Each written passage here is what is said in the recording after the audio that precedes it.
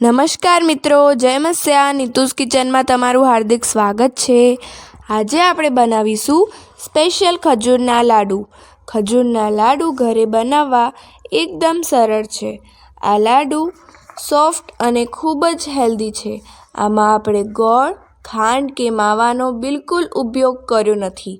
તો ચાલો જોઈ લઈએ સરસ અને ટેસ્ટી ખજૂરના લાડુ બનાવવાની રેસીપી પસંદ આવે તો મારી ચેનલને લાઈક, શેર અને સબસ્ક્રાઈબ કરવાનું ના ભૂલતા. તો ચાલો જોઈ લઈએ સામગ્રીમાં મેં 500 ગ્રામ જેટલી ખજૂર લીધી છે, જેને મેં ઝીણી ઝીણી કટ કરીને લીધી છે. ખજૂર મેં પોચી લીધી છે, જેથી કરીને જલ્દીથી મેશ થઈ જાય. તમે પણ આવી પોચી ખજૂર લેજો, જેથી કરીને લાડવા બનાવવામાં સરળતા રહે.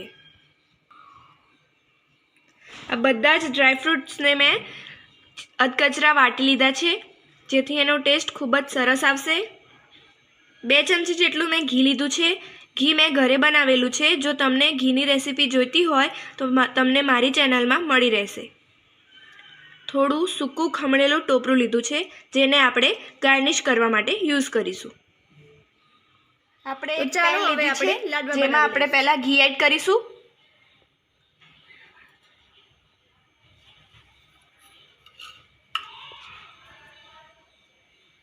હવે એમાં ખજૂર એડ કરીશું.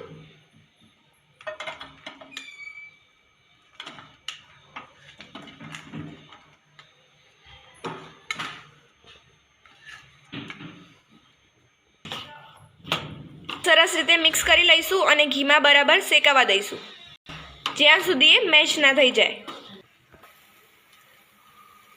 ખજૂરના લાડવા બનતે 10 મિનિટનો સમય લાગશે. ખજૂર શક્તિવર્ધક હોય છે, લોહી વધારવામાં મદદ કરે છે, કફ દૂર કરે છે. આવા અનેક ગુણો ખજૂરમાં હોય છે. તો તમે પણ આ શિયાળામાં આ રેસીપી ઘરે ચોક્કસથી ટ્રાય કરજો.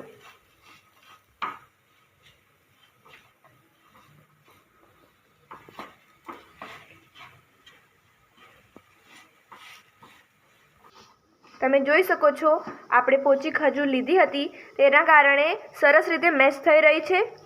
તો હવે આપણે એમાં ડ્રાયફ્રૂટ્સ એડ કરી દઈશું. સરસ રીતે મિક્સ કરી લઈશું. હવે આપણે એને ચડવા દઈશું, જેથી કરીને ડ્રાયફ્રૂટ્સ પણ સરસ રીતે શેકાઈ જાય. તમે આમાં સિંગદાણાનો ભૂકો પણ એડ કરી શકો છો, પણ મેં અહીંયા ડ્રાયફ્રૂટ્સ એડ કર્યા છે. ડ્રાયફ્રૂટ્સનો ટેસ્ટ વધુ સારો આવે છે, એટલા માટે. પહેલેથી છેલ્લે સુધી ગેસની ફ્લેમ લો ટુ મીડિયમ જ રાખવાની અને ખજૂરને શેકવાની છે.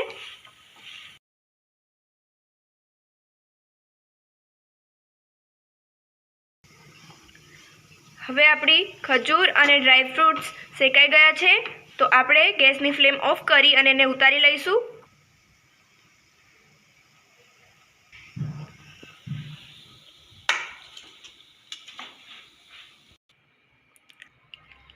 આપણે અડી શકીએ તેટલું એને ઠંડુ થવા દઈશું.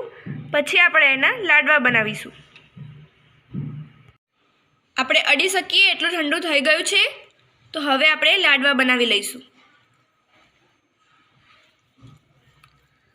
આવી રીતે લાડવા બનાવી લઈશું.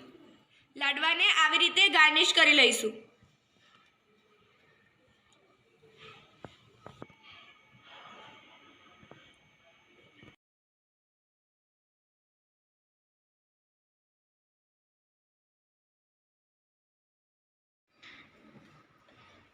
તો મિત્રો, તૈયાર છે આપણા ખજૂરના લાડવા.